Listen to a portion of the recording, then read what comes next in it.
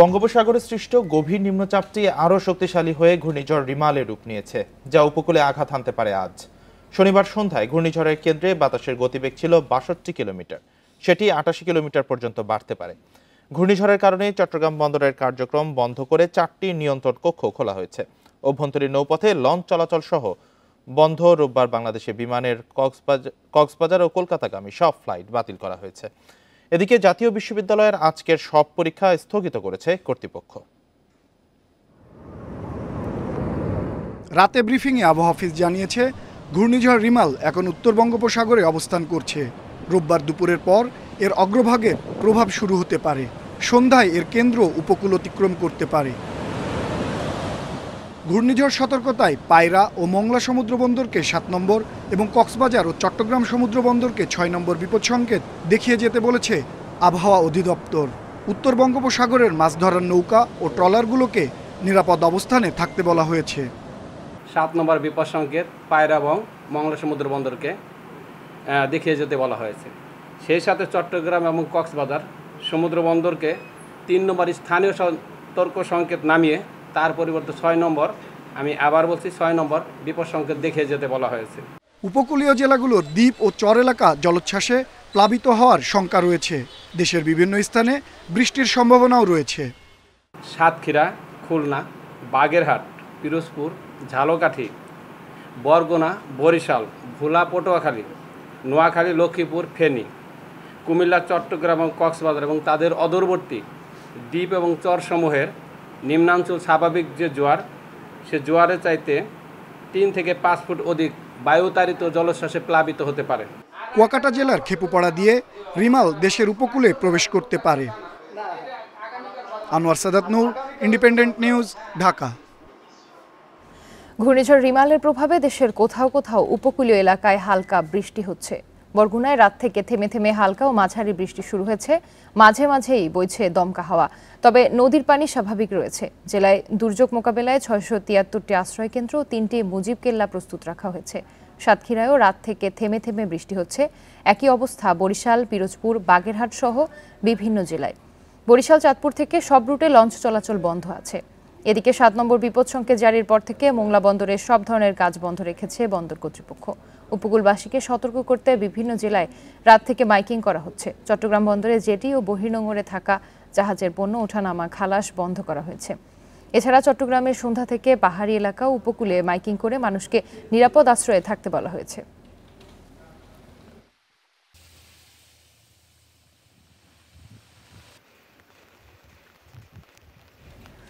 ঘূর্ণিঝড় রিমাল নিয়ে আরও জানাতে কুয়াকাটা থেকে যোগ দিচ্ছেন সহকর্মী আলামিন হোসেন।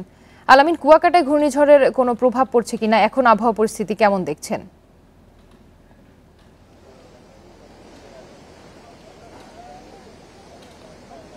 গতকাল রাত থেকে এখানে থেমে থেমে বৃষ্টি হয়েছে এবং সেটি সকালে আসলে ভারী বৃষ্টিতে রূপান্তরিত হয়। আমরা এই মুহূর্তে কুয়াকাটার 0 পয়েন্ট যে অবস্থানটি সেখানে দাঁড়িয়ে রয়েছে। আপনি নিশ্চয়ই দেখতে পাচ্ছেন যে সাগর অর্থাৎ সমুদ্র মারাত্মক রকম উত্তাল রয়েছে।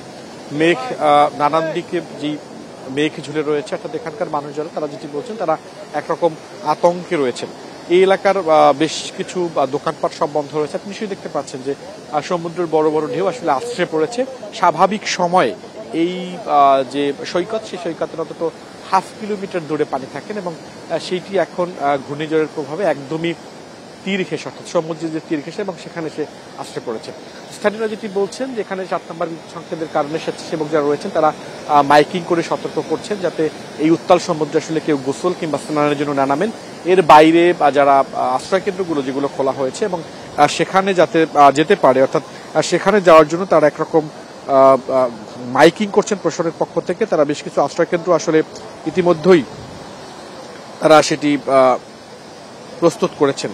আমাদের কাছে যে তথ্য যেটি বলা হয়েছে যে এখন পর্যন্ত পটুয়াখালী জেলার দুর্যোগ ব্যবস্থাপনা কমিটি সম্ভাব্য ঘূর্ণিঝড় রিমাল মোকাবেলায় দুর্যোগ ব্যবস্থাপনা সবাই তারা আসলে অনুষ্ঠিত হয়েছে।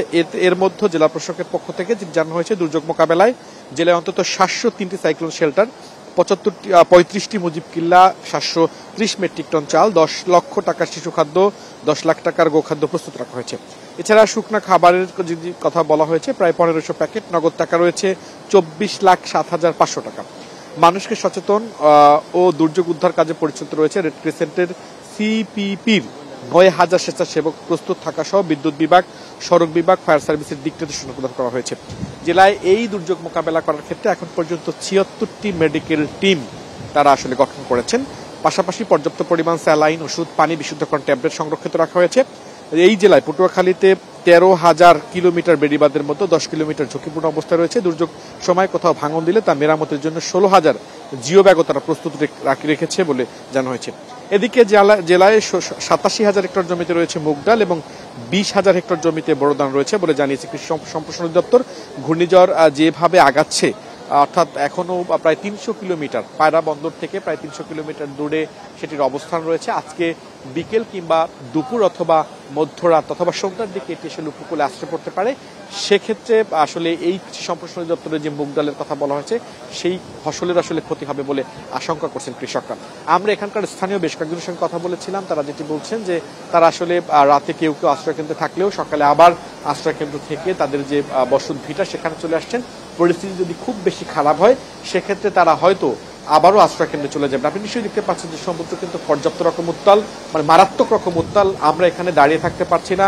আকাশের শোষ যে আওয়াজ, বাতাসের শোষ যে আওয়াজ, সেই আওয়াজের কারণে এখানে আমরা দাঁড়িয়ে থাকি। অর্থাৎ স্বাভাবিকভাবে আপনি চাইলেই সেখানে দাঁড়িয়ে থাকতে পারবেন না। বাতাসের যেটি গতিবেগ, সেই গতিবেগ কিন্তু আস্তে আস্তে বাড়ছে। অর্থাৎ পরিস্থিতি খারাপ হচ্ছে। সকাল থেকে যে গুমট পরিস্থিতি ছিল আর সেটি এখনো বহাল রয়েছে। একদম শঙ্কা আসলে মানুষের মধ্যে আসলে কাজ করছে। আলামিন, আপনাকে ধন্যবাদ। আপনি সতর্কতার সাথে তথ্য সংগ্রহ করতে থাকুন। কুয়াকাটা থেকে জানাচ্ছিলেন সহকর্মী আলামিন হোসেন। রিমালের ফলে উদ্ভূত আবহাওয়া পরিস্থিতি নিয়ে আরো জানাতে চট্টগ্রাম ও কক্সবাজার থেকে যুক্ত হয়েছেন সহকর্মীরা। প্রথমে চট্টগ্রাম থেকে জানাবেন সহকর্মী অনুপম শীল। অনুপম, চট্টগ্রামে ঝড়ের কোনো প্রভাব দেখছেন কিনা?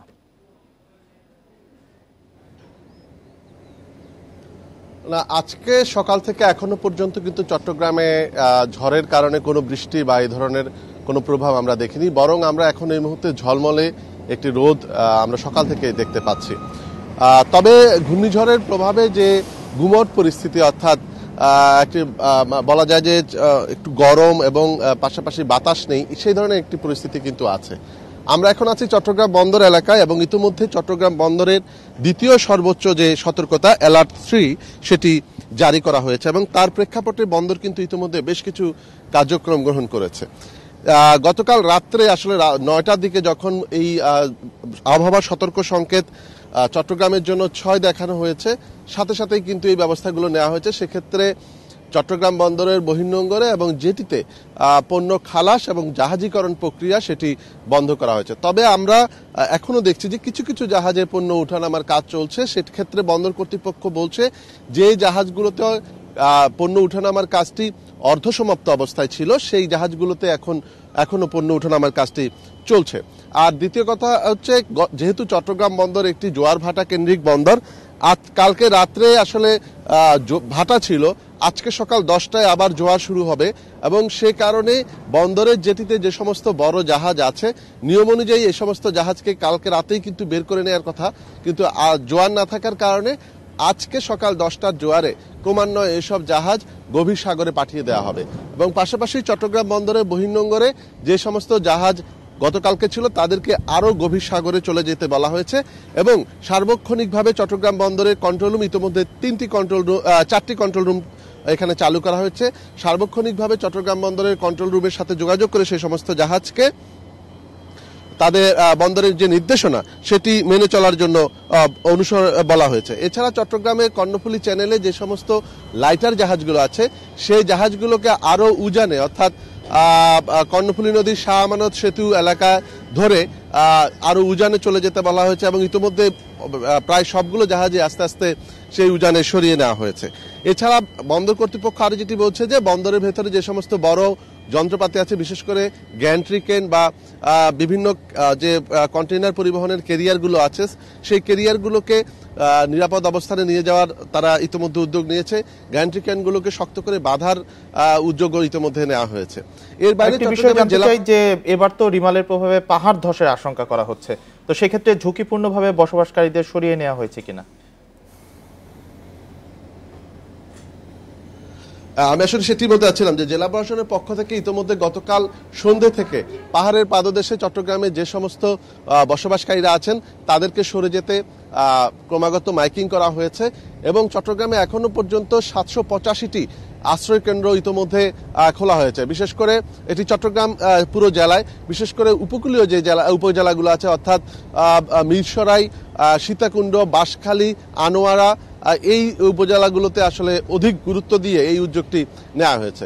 জেলা প্রশাসনের পক্ষ থেকে আরও যেটি বলা হচ্ছে যে ইতিমধ্যে তারা তাদের যে ঘূর্ণিঝড় প্রস্তুতি কর্মসূচির আওতায় যে ভলেন্টিয়ার বা স্বেচ্ছাসেবকরা আছেন তাদেরকে দিয়ে উপকূলীয় এলাকাগুলোতে মাইকিং করা হচ্ছে, বাড়ি বাড়ি গিয়ে সকলকে জানানো হচ্ছে যে এই ঘূর্ণিঝড়ের বিপদ সম্পর্কে জানানো হচ্ছে এবং ইতিমধ্যে বেশ কিছু শুকনো খাবার তারা তাদের স্টকে রেখেছেন যাতে কোনো বিপদ তৈরি হলে সেটি সাথে সাথে কাজে লাগানো যায়। এছাড়াও পানি বিশুদ্ধকরণ ট্যাবলেট তৈরি করা হয়েছে, রাখা হয়েছে।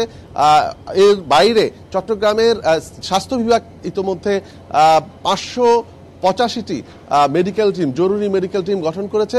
স্বাস্থ্য বিভাগ এবং জেলা প্রশাসন তাদের যে সমস্ত কর্মকর্তা কর্মচারীর ছুটি ছিল সেগুলো ইতিমধ্যে বাতিল করেছেন। জি, বেশ পূর্ব প্রস্তুতি নেওয়া হচ্ছে, এটাই বোঝা যাচ্ছে।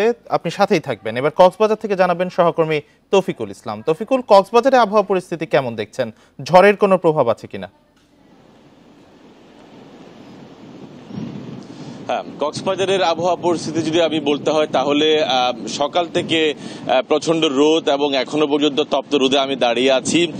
যখন কোনো ঘূর্ণিঝড়ের কোনো পূর্বাভাস বা ঘূর্ণিঝড় হয় তখন আমরা দেখেছি বৃষ্টি হয়, কিন্তু এবারে চিত্রটা একেবারেই সমুদ্র কিছুটা উত্তাল রয়েছে। জোয়ারের যে পানি অর্থাৎ সামুদ্রিক চেয়ে কয়েক ফুট পানি বৃদ্ধি পেয়েছে।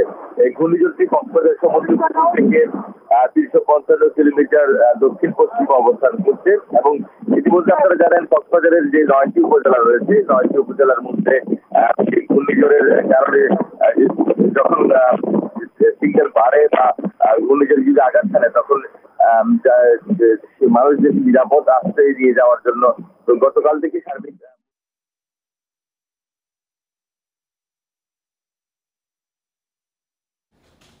চট্টগ্রাম ও কক্সবাজার থেকে রিমালের সর্বশেষ পরিস্থিতি নিয়ে জানাচ্ছিলেন আমাদের সহকর্মীরা।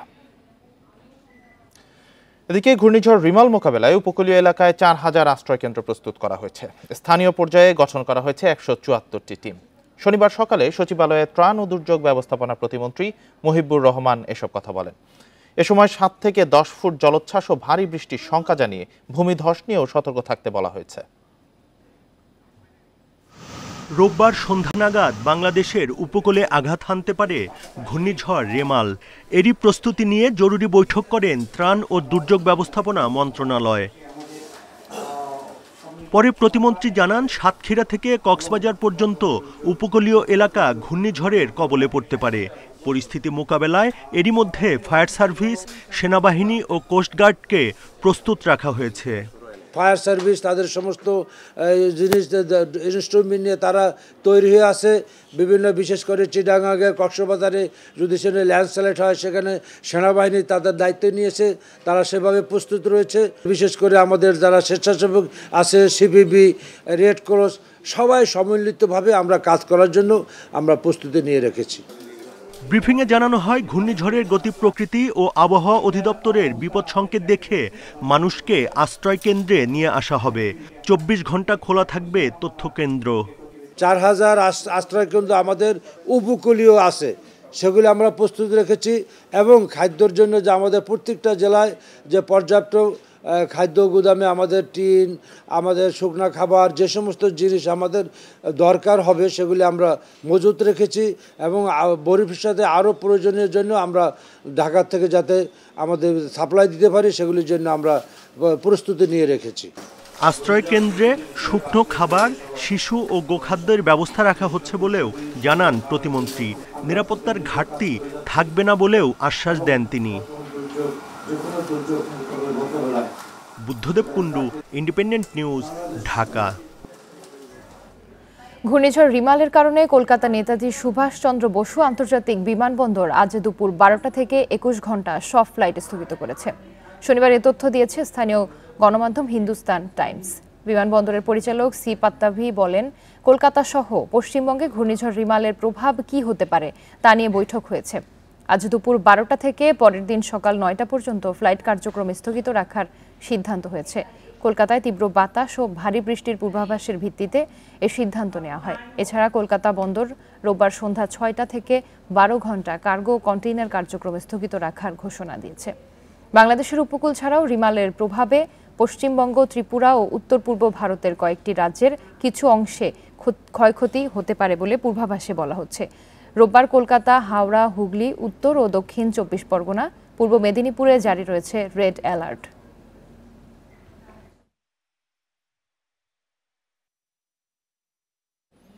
ঘূর্ণিঝড় রিমালের নাম দিয়েছে ওমান। আরবি এ শব্দের অর্থ বালি।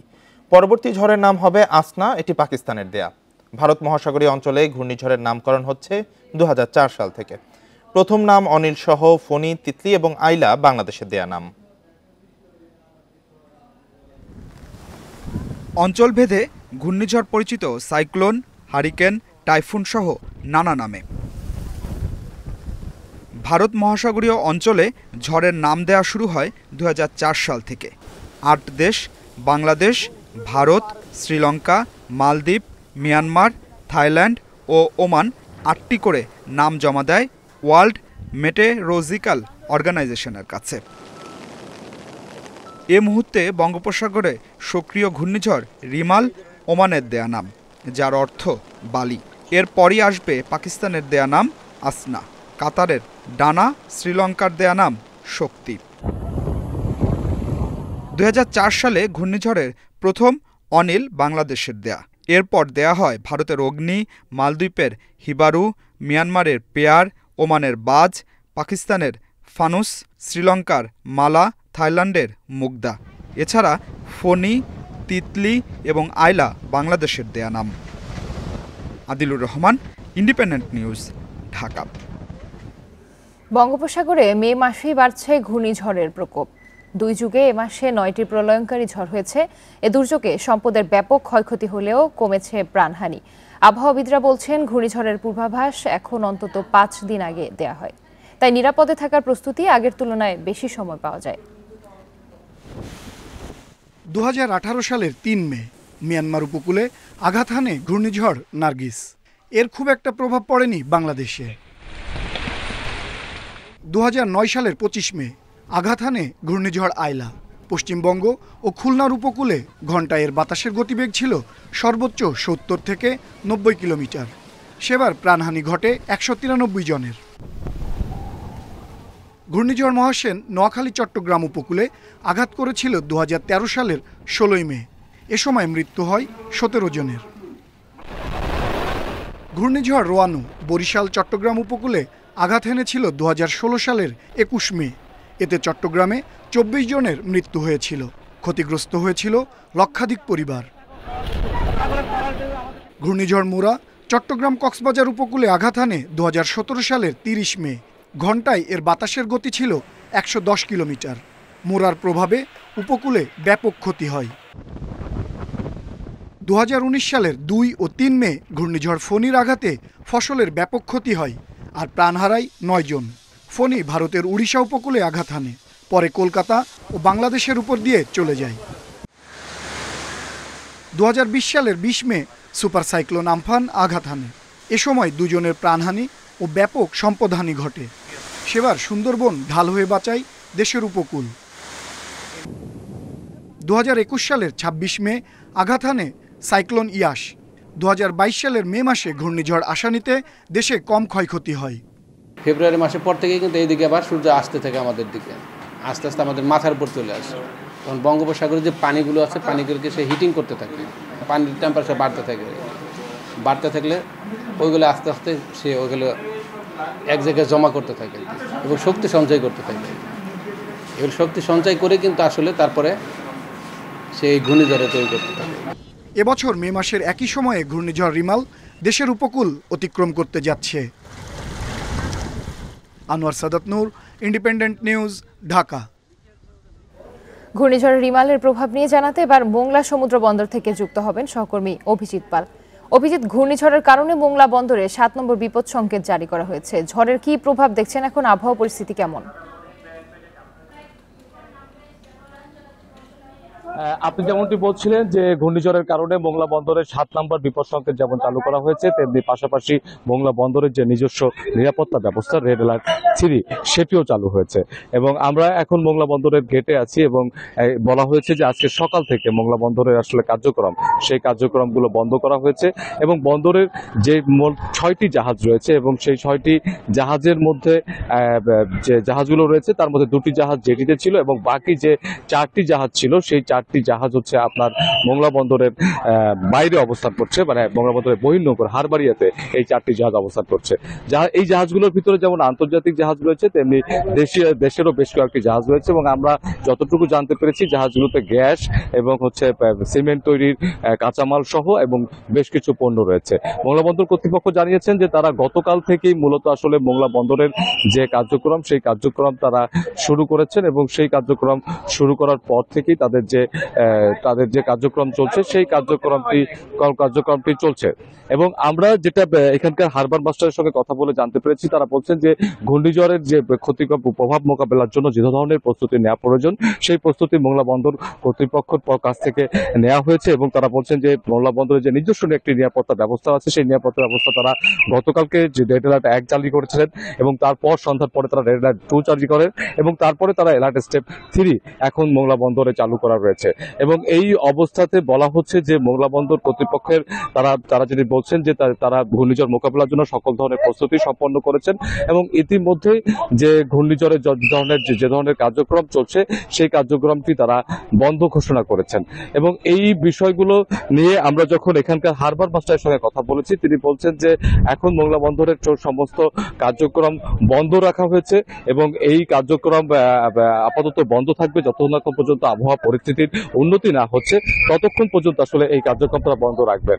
আর তারা বলছেন যে বন্দরে যেহেতু 6টি জাহাজ রয়েছে এবং যে 2টি জাহাজ এখন পর্যন্ত বন্দরের জেটিতে রয়েছে সেই জেটিতেও যে জাহাজ রয়েছে সেই জাহাজ দুটিও সরিয়ে দেওয়া হতে পারে, কারণ আবহাওয়া পরিস্থিতির উপর নির্ভর করবে যে এই যে বন্দরের জেটিতে যে জাহাজ দুটি রয়েছে সেই দুটি জাহাজকে বহির্নোঙরে রাখা হবে কিনা। এবং তারা বলছেন যে মোটামুটি সকল ধরনের প্রস্তুতি তারা ঘূর্ণিঝড় মোকাবেলার জন্য নিয়ে রেখেছেন। মোংলা সমুদ্র বন্দর থেকে জানাচ্ছিলেন সহকর্মী অভিজিৎ পাল। ঘূর্ণিঝড় রিমালের খবরে আতঙ্কিত খুলনার উপকূলীয় 3 উপজেলার বাসিন্দারা। ঝুঁকিপূর্ণ বাঁধে ভাঙনের শঙ্কায় তারা।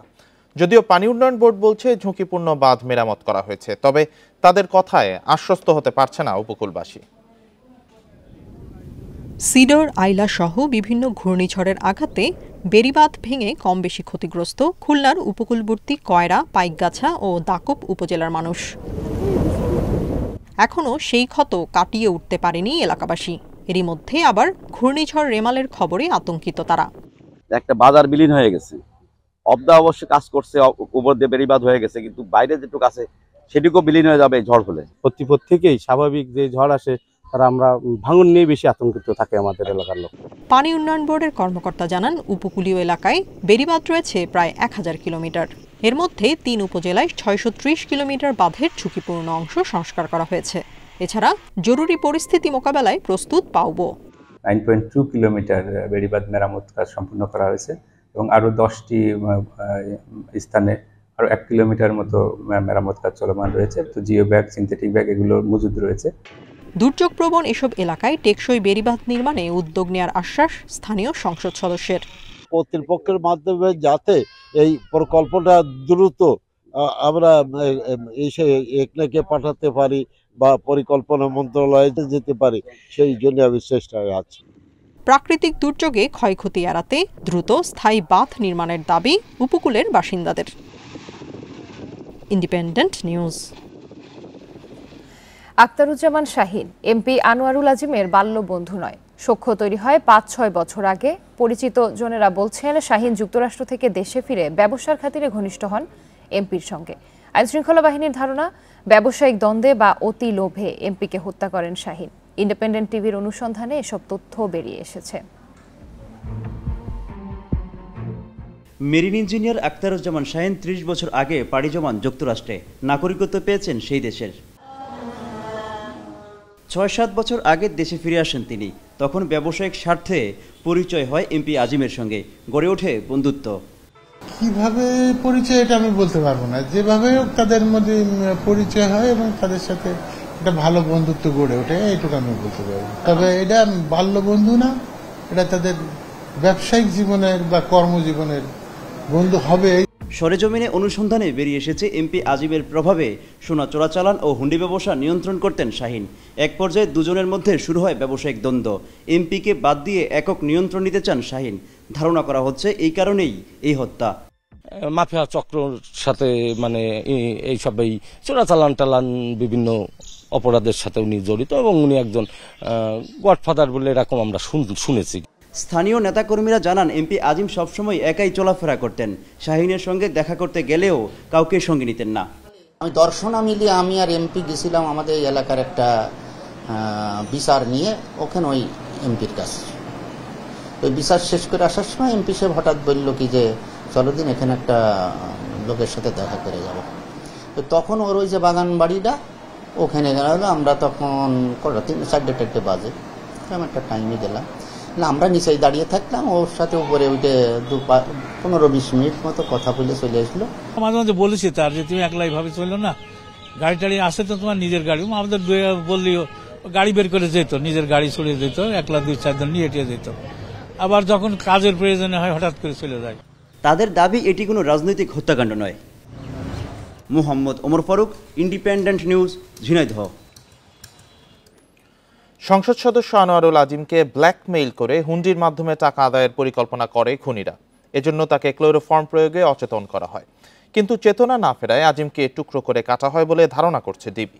শনিবার এক ব্রিফিংয়ে ডিবি প্রধান জানান, নির্বাচনের আগে পরে 2 বার আজিমকে হত্যার পরিকল্পনা করা হয়।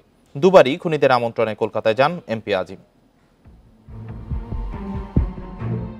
30 এপ্রিল দুপুরে কলকাতার নিউ টাউনের ফ্ল্যাটে সেলেস্তা রহমান, আখতারুজ্জামান শাহীন ও আমানুল্লাহ ওরফে শিমুল ভূঁইয়াকে ঢুকতে দেখা যায়। এমপি আজিমকে হত্যার জন্য আমানুল্লাহ ও সেলেস্তাকে সেখানে রেখে যুক্তরাষ্ট্র পালিয়ে যান সাবেক মেরিন ইঞ্জিনিয়ার শাহীন। এক ব্যবসায়ীর কাছে 20টি স্বর্ণের বার রয়েছে এমন কথা বলে এমপি আজিমকে শাহীন কলকাতা নিয়ে যায় বলে জানায় কলকাতার গোয়েন্দারা। স্বর্ণের লোভেই নিউ টাউনের ফ্ল্যাটে ওঠেন আজিম। প্রথম 2 দিন এমপিকে ব্ল্যাকমেইল করে হুন্ডির মাধ্যমে টাকা নেয়ার পরিকল্পনা ছিল হত্যাকারীদের। মূলত রাজনৈতিক ও ব্যবসায়িক বিরোধের কারণে এই হত্যাকাণ্ড, ধারণা গোয়েন্দাদের। 10 পদ্ধতির এক পর্যায়ে তাকে একটা ক্লোরোফর্ম মানে চেতনানাশক তার মুখে নাকে দিয়ে দেয়, দিলে চেতনানাশক হয়ে যায়।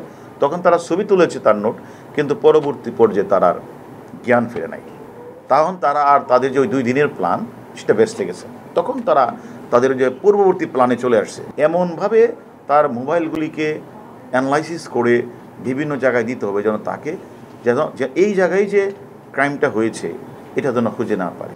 ব্রিফিংয়ে ডিবি প্রধান জানান, জাতীয় নির্বাচনের আগে ও পরে 2 বার আজিমকে হত্যার পরিকল্পনা করা হয়। 2 বারই খুনিদের আমন্ত্রণে কলকাতা যান এমপি আজিম। কথা ছিল তাকে প্রথম কিন্তু তারা হত্যাটা করবে না, প্রথম তাকে হানি টেপের মতোই তাকে ভয় দেখাবে, তাকে নোট ছবি তার যে নোট ছবিটা তারা তুলে এই ছবিটা দিয়ে তাকে 2 দিন ব্ল্যাকমেল করবে। অর্থাৎ তার কাছ থেকে, তার ইন্ডিয়া যে বন্ধুবান্ধব তাদের কাছ থেকে অথবা বাংলাদেশ থেকে হুন্ডির মাধ্যমে টাকাটা নিয়ে আসবে শাহীন, একে যত কোটি টাকায় পারে, কিন্তু তাদের মূল উদ্দেশ্যটা ছিল তাকে হত্যা করবে। মামলার তদন্তের জন্য ঢাকায় আসা কলকাতার গোয়েন্দারা এখনও আসামিদের জিজ্ঞাসাবাদ করছে। ঢাকা ও কলকাতায় আটক আসামিদের দেয়া তথ্য উপাত্ত বিশ্লেষণ করছেন তারা। Arafatur Rahman, independent news, Dhaka.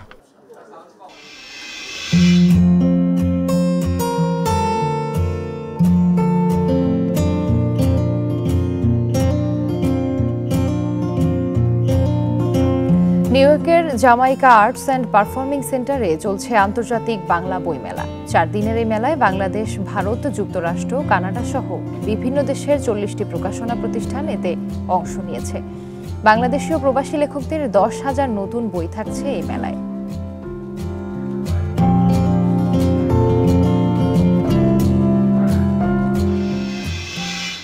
এ নিয়ে প্রতিবেদন থাকছে সংবাদের পরের অংশে। চলে যাচ্ছি পরবর্তী খবরে। আবারও ঘূর্ণিঝড় রিমালের খবর। সবশেষ পরিস্থিতি নিয়ে আরো জানাতে রাজধানীর আগারগাঁওয়ের আবহাওয়া অধিদপ্তর থেকে যোগ দিচ্ছেন সহকর্মী বনি ইবনে কামাল। বনি, ঘূর্ণিঝড়ের প্রভাবে ইতিমধ্যেই বিভিন্ন জেলায় ঝড় বৃষ্টি শুরু হয়েছে, তো আবহাওয়া অধিদপ্তর সর্বশেষ কি পূর্বাভাস দিচ্ছে? আবহাওয়া অধিদপ্তর যে তথ্য দিচ্ছে সেটা কিন্তু বলছে রাতের বেলায় এই যে ঘূর্ণিঝড় রেমাল সেটা এগিয়ে আসার যে গতি সেটা কিছুটা কমে এসেছিল, যে কারণে কিনা সকালে নয় দুপুরের পর আসলে অগ্রভাগটা প্রবেশ শুরু করবে এমন তথ্য দিচ্ছে আবহাওয়া অফিস। পাশাপাশি তারা বলছেন এখন পর্যন্ত এই ঘূর্ণিঝড়ের কেন্দ্রের মধ্যে যে বাতাসের গতিবেগ সেটি প্রায় 80 কিলোমিটার বেগে রয়েছে এবং এটি যখন আঘাত হানবে বা উপকূল প্রবেশ করবে তখন এটির গতিবেগ 110 থেকে 120 কিলোমিটার পর্যন্ত হতে পারে এবং যেহেতু এটা এখন প্রায় 10 কিলোমিটার বেগে এগিয়ে আসছে উপকূলের দিকে, সেই হিসেবে কিন্তু এটি দুপুর নাগাদ আঘাত আনতে পারে। পাশাপাশি আবহাওয়া অফিস বলছে এর প্রভাবে যেহেতু এটি সরাসরি আসলে বাংলাদেশে আঘাত আনবে, প্রায় 70 ভাগের বেশি বাংলাদেশে আঘাত আনবে, সেক্ষেত্রে ভারী বৃষ্টির সম্ভাবনা রয়েছে বিশেষ করে পটুয়াখালী, বরিশাল, খুলনা এই অঞ্চলগুলোতে, এবং এই অঞ্চলগুলোতে ভারী বৃষ্টি হবে। পাশাপাশি চট্টগ্রামে ভারী বৃষ্টি হবে। চট্টগ্রামে পাহাড় ধসের সংখ্যাও কিন্তু জানাচ্ছে আবহাওয়া অফিস। এবং এরই মধ্যে আমরা যদি আপনি একটু জানিয়ে রাখতে চাই, এখানে দুর্যোগ প্রতিমন্ত্রী এসেছিলেন, তার সঙ্গে আমরা একটু কথা বলার চেষ্টা করেছিলাম। তিনি আমাদেরকে যেটা জানাচ্ছেন যে এরই মধ্যে সব ধরনের প্রস্তুতিও কিন্তু তারা সম্পন্ন করেছেন। 4000-এর বেশি সাইক্লোন শেল্টার যেগুলো রয়েছে সেগুলো প্রস্তুত রয়েছে এবং মানুষজনকে সেখানে নিয়ে যাওয়ার প্রক্রিয়া কিন্তু এখনো চলমান রয়েছে। অর্থাৎ প্রস্তুতির দিক থেকে কিন্তু মোটামুটি সব কাজই সম্পন্ন হয়েছে বলে দাবি করছেন দুর্যোগ প্রতিমন্ত্রী। পাশাপাশি আবহাওয়া অফিস যেটা বলছে এই যে ঘূর্ণিঝড়টি হবে এটি যখন উপকূলে উঠবে এরপরে এটি অতিক্রম করে যেতে 8 থেকে 10 ঘন্টা সময় লাগতে পারে এবং সেই হিসেবে বলছে যে আজকে মধ্যরাতের মধ্যে আসলে কিন্তু পুরো বিষয়টি শেষ হবে বা এই ঘূর্ণিঝড়ের যে প্রকোপ বা প্রভাব সেটা শেষ হয়ে আসবে। যেহেতু এটি দুপুরের দিকে আসলে অগ্রভাগ প্রবেশ করবে এবং সন্ধ্যার মধ্যে উপকূলে মূল যে কেন্দ্র থাকে সেই কেন্দ্রটি উঠে যাবে, সেক্ষেত্রে জলোচ্ছ্বাস এখন পর্যন্ত আসলে খুব ভারী জলোচ্ছ্বাস বা খুব বড় জলোচ্ছ্বাসের সংখ্যা এখনো করছে না, তবে বিষয়গুলো এখনো পর্যবেক্ষণ করা হচ্ছে। হয়তো 10:30টার সময় আমাদেরকে আরও একটি আনুষ্ঠানিক ব্রিফ করা হবে, তখন হয়তো জানানো যাবে যে জলোচ্ছ্বাসের মাত্রাটা কেমন হতে পারে। তবে স্বাভাবিক কিছু জলোচ্ছ্বাস হবে, এটা খুব স্বাভাবিকভাবেই বোঝাই যাচ্ছে। পাশাপাশি এখন পর্যন্ত ঘূর্ণিঝড়ের যে উপরিভাগটা আমরা দেখতে পাচ্ছি, উপরিভাগটা কিন্তু উপকূল থেকে অনেকটাই কাছাকাছি চলে এসেছে এবং এই উপকূল যেহেতু কাছাকাছি চলে এসেছে, এটাই দুপুর থেকে যখন এই বাংলাদেশ উপকূলে ঢোকা শুরু করবে তখন থেকে কিন্তু আসলে ভারী বৃষ্টি শুরু হবে এবং এর প্রভাব আসলে রাজধানী ঢাকাতেও পড়বে। আমরা ঘূর্ণিঝড়টি যখন পুরোপুরি প্রবেশ করবে তারপরেও কিন্তু আসলে জানা যাবে যে আগামী কয়েকদিনের আবহাওয়ার অবস্থা কেমন যেতে পারে। তবে এখন পর্যন্ত যেটা ধারণা করা হচ্ছে যে যেহেতু এটা আঘাত হানবে, এটি শক্তিশালী একটি ঘূর্ণিঝড় এবং এই প্রভাবে আসলে জলোচ্ছ্বাস হতে পারে। দুপুর নাগাদ ঘূর্ণিঝড়টা আঘাত হানতে পারে। আবহাওয়া অধিদপ্তর থেকে জানাচ্ছিলেন সহকর্মী বনি ইবনে কামাল। মালয়েশিয়া পাঠানোর কথা বলে কিরগিজস্তানে পাঠাচ্ছে চাঁদপুরের দালাল চক্র। সেখানে গিয়ে দেশে ফেরার আকুতি জানাচ্ছেন ভুক্তভোগীরা, আর উৎকণ্ঠায় দিন পার করছেন তাদের স্বজনেরা। পোশাক কারখানার চাকরি ছেড়ে বিদেশে পাড়ি জমান চাঁদপুরের মতলব উত্তরের মোহাম্মদ শরীফ বিদেশে রওনা হওয়ার পর মাত্র একদিন পরিবারের সঙ্গে তার কথা হয়, এরপর আর কোনো যোগাযোগ হয়নি। পরে হঠাৎ এক ভিডিও বার্তায় বাঁচার আকুতি জানান মোহাম্মদ শরীফ। তার মালয়েশিয়া যাওয়ার কথা থাকলেও তিনি পৌঁছেছেন কিরগিজস্তানে। ভিডিও বার্তায় জানান কিভাবে দালালদের মাধ্যমে প্রতারিত হয়েছেন। দালাল আমার কইছে মালয়েশিয়া পাঠাইবো, মালয়েশিয়ার নাম কইরা কিরগিজস্তান পাঠাইছে। তাই কিরগিজস্তানে আইছে গার্মেন্টস বিষয়, এখন গার্মেন্টস বিষয় না দিয়ে আমার দিছে স্ট্রবেরির মাঝের কাজে। তো বৃষ্টি বাদল দিয়া এত ঠান্ডা দিয়া আমি কাজ করি, তো কাজ করার পরও টাকা পাই না, টাকা ছেলে মারধর করে। মোহাম্মদ শরীফকে বিদেশে পাঠাতে এনজিও থেকে ঋণ নেওয়ার পাশাপাশি ধার দেনা করে তার পরিবার। এখন চোখে অন্ধকার দেখছেন সবাই। 4 লাখ টাকা ঋণ করে গেছে, আমি এই টাকা ঋণ কিভাবে দিব টেনশন করতেছি। আমার 3টা বাচ্চা হয়ে গেছে, 3টা বাচ্চা কিভাবে চালামু? আমার বলার আমার রান্না দেও না, আমি মরা যাবো গা। টাকা পয়সা খাই এই দালাল সিটিং বাদামগুলো করতে, এই দালাল বন্দোবস্ত করে আমার ছেলে ফিরাই দুক। তবে মোহাম্মদ শরীফের উপরই দোষ চাপিয়েছেন দালাল চক্রের সদস্য। অভিযোগ তুলেছেন চুক্তি অনুযায়ী টাকা না দেওয়ার। এখন বন্ধুর মাধ্যমে আইসে আমি দিছি, আরেক লোকের ওই লোকে দিছে অভিযোগ টাকা দিছে, পরে যাওয়ার 30,000 দিছে, পরে এক লোকের মাধ্যমে 20,000 দিছে, 1.5 লক্ষ টাকা চলে গেছে, 13,000 দিছে, পুরো 13,000 দিছে। ওইখানে বিশাল মেয়াদ শেষ, সেখানে ধৈর্য সহ্য নাই, চলে গেছে কেন? মোহাম্মদ শরীফ জানিয়েছেন তার সঙ্গে বন্দিদশায় আছেন আরো 10 জন, তারাও বিভিন্ন চক্রের প্রতারণার শিকার। Independent news. বর্ষার আগেই যমুনার ভয়াবহ ভাঙনের কবলে পাবনার বেড়া উপজেলার বেশ কয়েকটি গ্রাম। এরই মধ্যে বিলীন হয়েছে অর্ধশতাধিক ঘরবাড়ি, ফসলি জমি। হুমকির মুখে কমিউনিটি ক্লিনিক সহ কয়েকটি শিক্ষা প্রতিষ্ঠান, কবরস্থান ও মসজিদ। স্থানীয়দের অভিযোগ, ভাঙন ঠেকাতে কোনো উদ্যোগ নেয়নি পানি উন্নয়ন বোর্ড। বেড়া উপজেলার হাটুরিয়া নাকালিয়া ইউনিয়নের 4টি গ্রাম এবং নূতন ভারেঙ্গা ইউনিয়নের লেউলাই পাড়া সহ বেশ কয়েকটি গ্রাম যমুনার তীরে। জ্যৈষ্ঠের শুরুতেই হঠাৎ পানি বেড়ে নদী ভাঙনের কবলে এসব গ্রাম। 2 সপ্তাহে নদীগর্ভে বিলীন হয়েছে অর্ধশত বিঘা ফসলি জমি ও 15 থেকে 20টি বসতবাড়ি। ভাঙনের ঝুঁকিতে বিদ্যুৎ সংযোগ স্থাপনা, কমিউনিটি ক্লিনিক, শিক্ষা প্রতিষ্ঠান। আতঙ্কে দিন কাটছে স্থানীয়দের। অসময় নদী ভাঙনে আমাদের চরম আতঙ্কের মধ্যে আছি। আবাদ ছিল, গম হইতো, বাদাম হইতো, তিল হইতো, সব কিছু বিলীন হয়ে গেছে। আর এখন যদি আবার আমাদের বাড়িঘরও চলে যায় তাহলে আমরা কই যাব? ভাঙে চুরে সব চলে যাচ্ছে, একবারই গেছে আর একবারই মানে ধরে গেছে আমাদের। এখন কোন যাব আমরা? ভাঙন কবলিত এলাকা পরিদর্শন করলেও পানি উন্নয়ন বোর্ড ভাঙন রোধে কোনো উদ্যোগ নেয়নি বলে অভিযোগ স্থানীয়দের। 2-1 দিনের ভিতরে যে কোনোভাবে দ্রুত কাজ না করা গেলে এই আমার এই এলাকা এই যত স্থাপনের কথা বলছি এইগুলো ফসলি আবাদি জমি এবং সব ঘরবাড়ি নদীতে বিলীন হয়ে যাবে। তবে ভাঙন ঠেকাতে উদ্যোগ নেওয়া হচ্ছে বলে দাবি পাউবো কর্মকর্তাদের। বিষয়টা আমরা ঊর্ধ্বতন কর্তৃপক্ষকে অবহিত করেছি। আমরা এখানে অবজারভেশনে রেখেছি। আমরা দ্রুত ব্যবস্থা গ্রহণ করব। আমাদের হায়ার অফিসিয়ালসের মানে একটা কনসার্ন পেলে পরে আমরা কার্যকরী ব্যবস্থা দ্রুত গ্রহণ করব আর কি। দ্রুত ভাঙন ঠেকানো না গেলে বসতবাড়ি, ফসলি জমি হারানোর শঙ্কায় ভুক্তভোগীরা। Independent news. ঈদুল আজহার এখনো 3 সপ্তাহ বাকি। তবে রাজধানীতে অনেকেই হাটের জন্য অপেক্ষা না করে খামার থেকে কিনে নিচ্ছেন কোরবানির পশু। 1 লাখ টাকা থেকে শুরু করে কোটি টাকার গরুও পাওয়া যাচ্ছে। খামারিরা বলছেন এরই মধ্যে ঢাকার খামারগুলোর 25 থেকে 30% পশু বিক্রি হয়ে গেছে। ক্রেতাদের দাবি গেলবারের চেয়ে গরুর দাম কিছুটা বেশি। রাজধানীর লালবাগ থেকে এই পরিবারটি এসেছে মোহাম্মদপুরের একটি খামারে। ঘুরে দেখছে কোরবানির পশু, সঙ্গে পরিবারের ছোট্ট সদস্যরাও। ঢাকার অনেক পরিবারই এখন কোরবানির পশুর জন্য বিভিন্ন খামার বেছে নিচ্ছে। এতে হাটের ঝক্কি ঝামেলা আর যানজটের ভোগান্তি পোহাতে হয় না। তাছাড়া সময় নিয়ে বাছাই করা যায় পশু। আমরা ওইভাবে হাটে গিয়ে অভ্যস্ত না, কখনোই যাই না। তো আমরা খামারে গিয়ে একটু দেখি, জাস্ট এটা চোখের একটা তৃপ্তি, মনের একটা তৃপ্তি। ওনাদের প্রতি আমাদের অনেক আস্থা আছে, কারণ গতবার আমি খুব ভালো সার্ভিস পেয়েছি ওনার কাছ থেকে। আমি গেলাম, আর বললাম আমার গরু আমার বাসায় পৌঁছে দিয়ে আসলো। এতে সুবিধাটা দরদাম যাচাইয়ের জন্যই খামারে যাচ্ছেন অনেকে। তবে কেউ কেউ আগেভাগেও কিনে রাখছেন এবং গতবারের চেয়ে দাম কিছুটা বেশি বলেও দাবি তাদের। এবার যে দাম কম হবে তা একেবারে অসম্ভব, প্রচুর দাম। আমরা যে কীভাবে কি করব মালিক আল্লাহ। গতবারে যেরকম দেখেছিলাম বাজারে কিংবা খামারগুলিতে, সেবার একটু কম্পারেটিভ বেশি। প্রতি বছর তো বাড়ছে, কখনো তো আমাদের এখানে দাম তো কমে না কোনো কিছু। এবছর ঢাকা মহানগরে প্রস্তুত রয়েছে 700 থেকে 800টি খামার। সেখানে পাওয়া যাচ্ছে 1 লাখ থেকে কোটি টাকার কোরবানির পশু। কষায়ের ব্যবস্থা সহ নানা সুযোগ সুবিধা দিচ্ছে খামারগুলো। আমাদের এ পর্যন্ত 30% গরু বিক্রি হয়েছে। আর আমাদের আপনার গিয়ে প্রায় এই সুযোগ সুবিধাগুলো বলতে আমাদের যে কেজি গরুগুলো আছে সেগুলো 520 টাকা করে আমরা ধার্য করেছি আর কি। আর কিছু গরু আছে আপনার নেক্সট উইকে চলে আসবে। আপাতত আছে আমাদের 300 গরু প্লাস। গত বছর 400 কেজির নিচে লাইভ ওয়েটের যে গরুগুলা আমরা 525 টাকা কেজি বিক্রি করছি, সেইটা কিন্তু এই বছর কমায় আমরা 500 টাকা করে দিছি।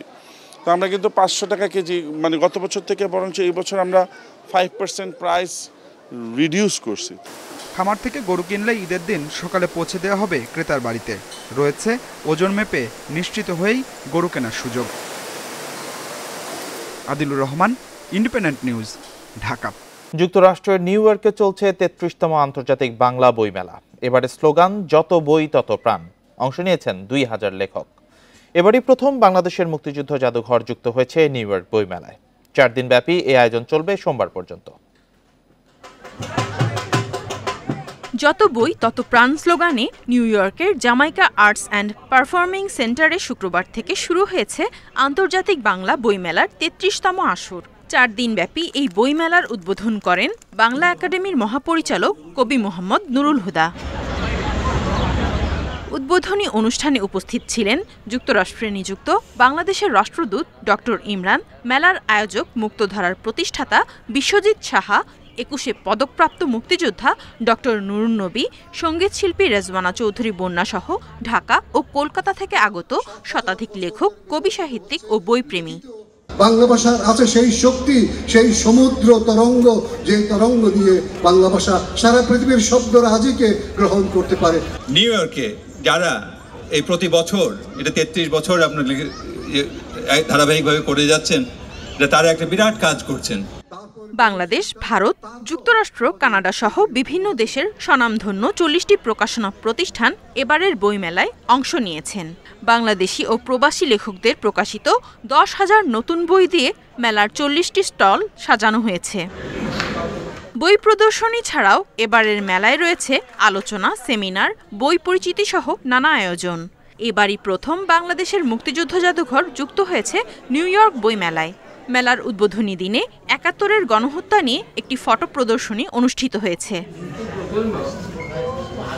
বাংলা একাডেমির আদলে ১৯৯২ সাল থেকেই নিউ ইয়র্কে আন্তর্জাতিক বাংলা বইমেলা অনুষ্ঠিত হয়ে আসছে। নিউ ইয়র্কে প্রবাসীদের সর্ববৃহৎ বাংলা বইমেলা এটি। Nadia Tabassum, independent news. আর এই ছিল সকাল ৯টার বিরতিহীন ইন্ডিপেন্ডেন্ট সংবাদ। ইন্ডিপেন্ডেন্ট টেলিভিশনের সব খবর বিস্তারিত জানতে চোখ রাখুন ফেসবুক, ইউটিউব, এক্সে। এতক্ষণ সাথে থাকার জন্য সবাইকে ধন্যবাদ।